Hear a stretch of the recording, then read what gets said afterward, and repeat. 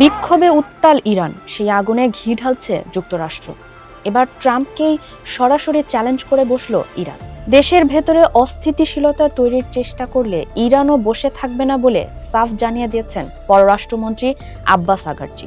যুদ্ধ না চাইলেও যুদ্ধের জন্য প্রস্তুত বলে মন্তব্য করেছেন তিনি, যা আপাতদৃষ্টিতে প্রতিরক্ষামূলক মনে হলেও বাস্তবে এটি কেবল একটি সামরিক অবস্থান নয়, বরং জানান দিচ্ছে একটি সুপরিকল্পিত রাজনৈতিক ও কূটনৈতিক বার্তা। ইরানের চলমান বিক্ষোভ নিয়ে ডোনাল্ড ট্রাম্প শুরু থেকেই নাক গলাচ্ছে। এর ফলে আন্তর্জাতিক অঙ্গনেও উত্তেজনা ছড়িয়ে পড়েছে।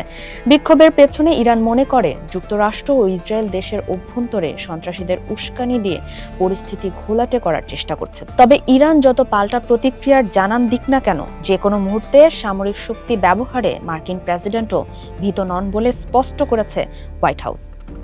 এবং কি ধরনের হামলা হতে পারে সে বিষয়ের ইঙ্গিতও দেওয়া হয়েছে। মারণাস্ত্র ব্যবহার সহ বিমান হামলা, এমনকি আরও অনেক উপায় রয়েছে বলেও মার্কিন প্রেস সেক্রেটারি সাংবাদিকদের জানিয়েছেন। তবে আলোচনার পথ খোলা রাখার পাশাপাশি যুদ্ধের জন্য প্রস্তুত তেহরান। চলমান এমন উত্তেজনাকর পরিস্থিতিতে ইরান থেকে মার্কিন নাগরিকদের সরে যাওয়ার বার্তাও দেওয়া হয়েছে যুক্তরাষ্ট্র থেকে। সব মিলিয়ে যুক্তরাষ্ট্র ও ইরানের মধ্যে এক যুদ্ধের ময়দানের আভাস পাচ্ছেন কূটনীতিকরা। ইরানও পিছু হটবে না, এমন আভাসের পেছনে সবচেয়ে বড় প্রেক্ষাপট হিসেবে কাজ করছে ডোনাল্ড ট্রাম্পের ম্যাক্সিমাম প্রেসার নীতি এবং সাম্প্রতিক সামরিক হুমকি। আসলে সব মিলিয়ে তেহরান বুঝিয়ে দিতে চাইছে ইরান আর 2018 সালের মতো দুর্বল অবস্থানে নেই। ইরানের এই বার্তা কেবল ওয়াশিংটনের জন্য নয়, এটি ইসরায়েল, সৌদি আরব এবং উপসাগরীয় দেশগুলোর প্রতিও একটি সতর্ক সংকেত। গাজা যুদ্ধ, হিজবুল্লাহ ইসরায়েল উত্তেজনা, ইয়েমেনে হুতি হামলা, সব মিলিয়ে মধ্যপ্রাচ্য আগে থেকেই অস্থির। ইরান জানিয়ে দিয়েছে যদি সংঘাত ছড়িয়ে পড়ে তারা কেবল দর্শক থাকবে না।